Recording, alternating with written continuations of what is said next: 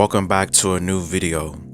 Today's review is on Only Murders in the Building, Season 3, Episode 3, entitled Grab Your Hankies, with the official synopsis being: Oliver races to bring new life to his show as Mabel's investigation into the actual murder collides with a surprising ally. Charles bonds with the cast, and Loretta proves her voice is invaluable. And before I give out my review, please like the video, dislike the video, click on notifications, follow me on Instagram, Letterboxd, and TikTok for more reviews. Episode 3 as a whole, I think was a pretty solid episode, as I think that more clues were brought out into the picture, and my suspect list slowly growing by a margin, as the episode does a good job with focusing on all of the lead characters and just giving them each their own screen time when it comes to doing different things. Charles and Oliver with the play, Mabel with her investigation, and just bringing some of the newer characters into light as well, as Oliver is doing his absolute best to try to make Death Rattle Dazzle an official play, trying to come back from the ashes of Death Rattle and just making sure that his comeback doesn't become a permanent end after everything that has transpired.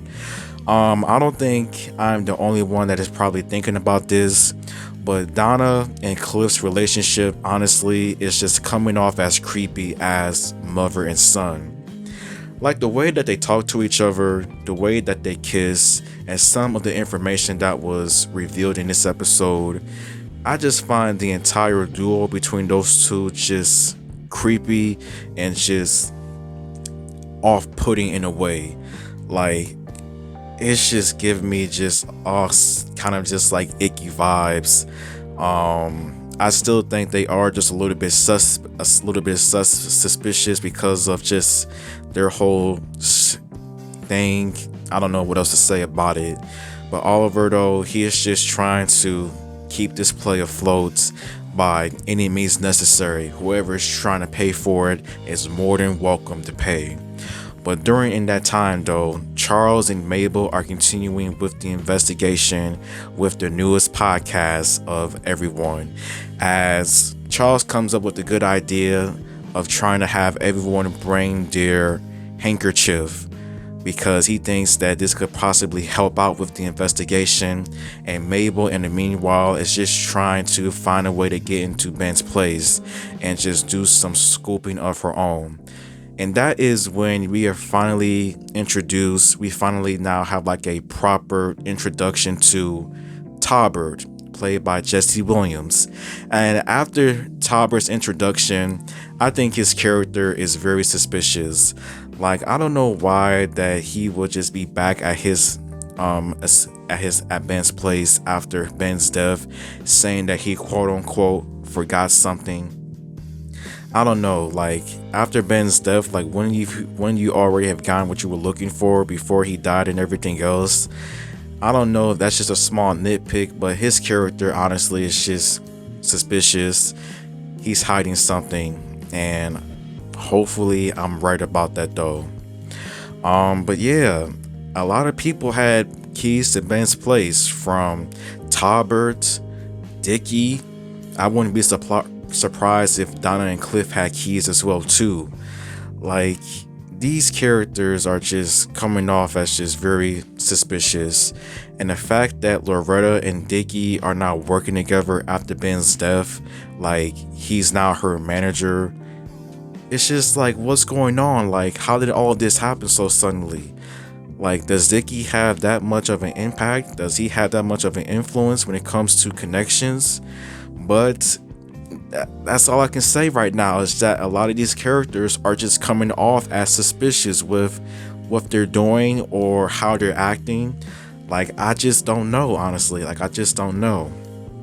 But as Mabel and Talbert continue with their investigation, Dickie coming in, like, the two get to know each other a little bit more, and I am thinking that maybe this is the relationship that Mabel is going to have in season 3, her and Talbert. And who knows? Anything is liable to happen.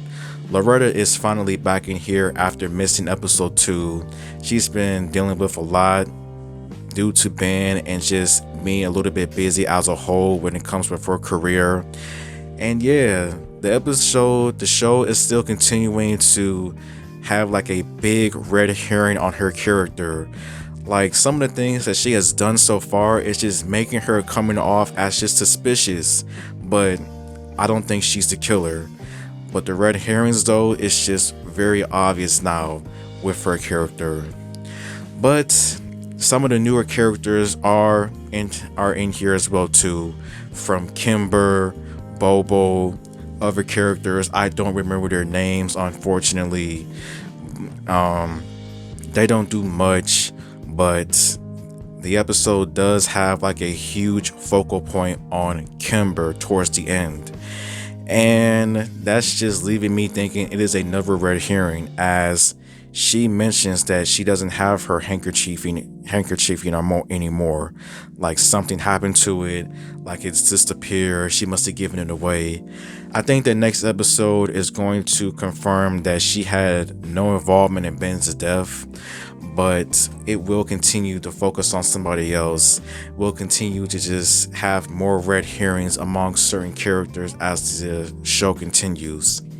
But I think that as a whole, episode 3 was a pretty solid episode, as you had good performances by all of the actors, more clues containing certain characters, and just this investigation just being a lot more crazier, will soon become a lot more crazier as time goes on. But as far as my suspect list that I have now, Donna and Cliff, I still think that they could possibly be responsible. Dickie, I think it could possibly be a family member that did the whole ordeal. Tobert, I don't know, like, you just never know nowadays, but the fact that he was the cameraman and he recorded a lot of footage, he could have possibly seen what was going on, or there's possibly footage of him killing Ben.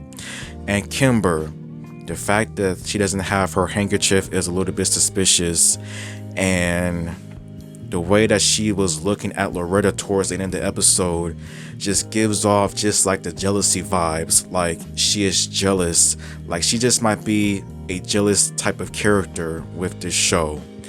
But season 3 is off to a pretty good start.